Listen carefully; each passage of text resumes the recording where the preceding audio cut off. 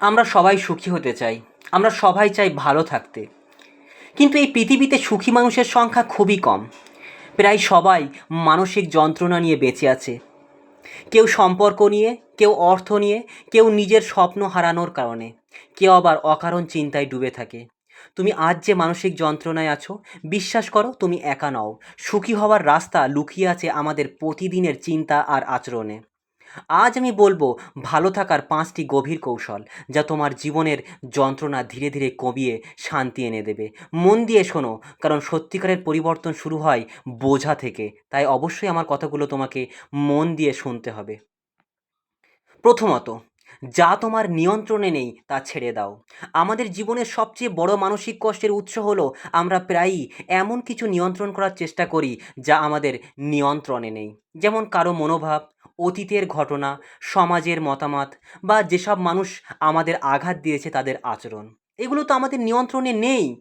বারবার সেই কষ্ট মনে করে যন্ত্রণা বাড়ানো, এটা কিন্তু কোনো মানেই হয় না। তাই যন্ত্রণা বাড়ানো ছাড়া আর কিছুই হয় না। তাই বারবার সেই কথা মনে করো না। ভালো থাকতে চাইলে একটা কথা মনে রেখো বন্ধু, যা আমার হাতে নেই তার জন্য আর যুদ্ধ করবে না।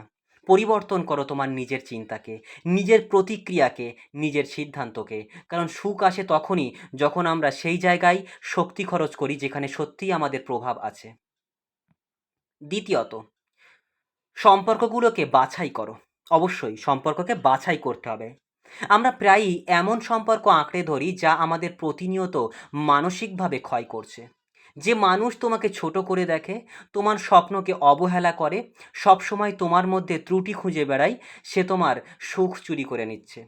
ভালো থাকতে চাইলে প্রথমেই সম্পর্কের মান ঠিক করতে হবে। মনে রেখো, সবাইকে খুশি রাখা সম্ভব নয়। আর সুখী হতে হলে মাঝে মাঝে দূরত্ব তৈরি করা প্রয়োজন। এমন মানুষের সঙ্গে সময় কাটাও যারা তোমাকে বোঝে, তোমাকে সম্মান দেয়, আর তোমার ভালো দিকগুলো দেখতে পারে। কারণ মানসিক শান্তির বড় অংশই নির্ভর করে আমরা কার সাথে বেশি সময় কাটাচ্ছি তার ওপরে। তৃতীয়ত, তুলনা করা বন্ধ করো। নিজের যাত্রায়, নিজের প্যাশানে মন দাও। অন্যের জীবনের সাথে নিজের জীবনকে তুলনা করার অভ্যাস সুখের সবচেয়ে বড় শত্রু। সোশ্যাল মিডিয়া হোক বা চারপাশের মানুষ, সবাই তাদের জীবনের ভালো দিকটাই দেখায়, কিন্তু তার পেছনের সংগ্রাম আমরা জানি না। যত বেশি তুলনা করবে, তত বেশি অপূর্ণতা আর হিংসা জন্মাবে।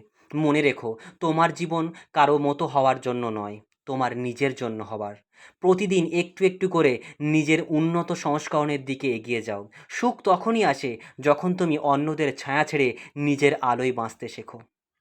চতুর্থত, নিজের মানসিক স্বাস্থ্যে বিনিয়োগ করো। আমরা প্রায়ই শারীরিক স্বাস্থ্য নিয়ে যত্ন নিই, কিন্তু মানসিক স্বাস্থ্যের দিকে মন দিই না। অথচ মানসিক শান্তি ছাড়া কোনো সাফল্য, অর্থ, সম্পর্কই টেকসই সুখ দিতে পারে না। প্রতিদিন অন্তত 20 মিনিট নিজের জন্য রাখো। ফোন বা মানুষের ভিড় থেকে দূরে থাকো।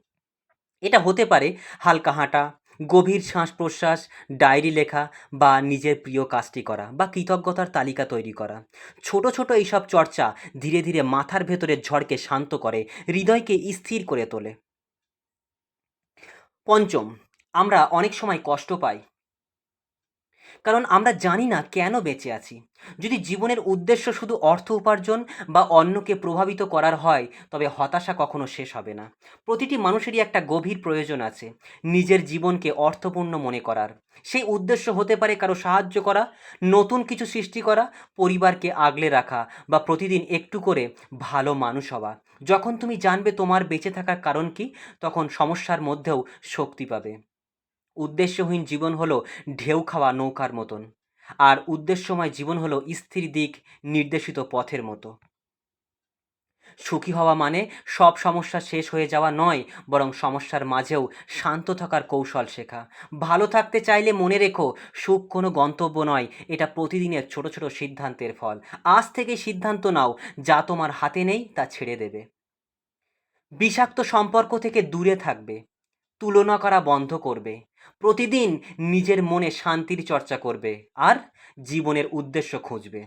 তুমি যতই ব্যস্ত বা ক্লান্ত হতে থাকো, প্রতিদিনের এই ছোট, ছোট চর্চাই একসময় বড় পরিবর্তন এনে দেবে। একদিন তুমি ফিরে তাকিয়ে বলবে, "আমি আর সেই দুঃখী মানুষটা নেই। আমি সত্যিই শান্তিতে আছি।" বন্ধু, মানসিক শান্তির প্রয়োজন, খুব প্রয়োজন আমাদের। কেননা আমরা ম্যাক্সিমাম মানুষ মানসিক শান্তি পাই না। প্রত্যেকটা মুহূর্তে মানসিক যন্ত্রণায় কাটাই। তো এই ৫ টি পদ্ধতি তুমি ফলো করো। তুমি দেখবে জীবনে সুখে থাকার অনেক কৌশল আয়ত্ত করতে পেরেছো। জীবনকে ভালো রাখাই আমাদের প্রধান দায়িত্ব। নিজেকে সুখে রাখাই আমাদের প্রধান দায়িত্ব এবং কর্তব্য। কাউকে সুখে রাখতে পারলাম কি না পারলাম সেটা পরের কথা। কিন্তু ১ম এ নিজেকে সুখে রাখতে হবে। তো কথাগুলোর সঙ্গে তুমি যদি একমত হও এবং কথাগুলোর সম্পর্কিত কোনো তথ্য যদি তোমার কোনো রকমের মিসআন্ডারস্ট্যান্ডিং মনে হয় অবশ্যই কমেন্টে জানিও।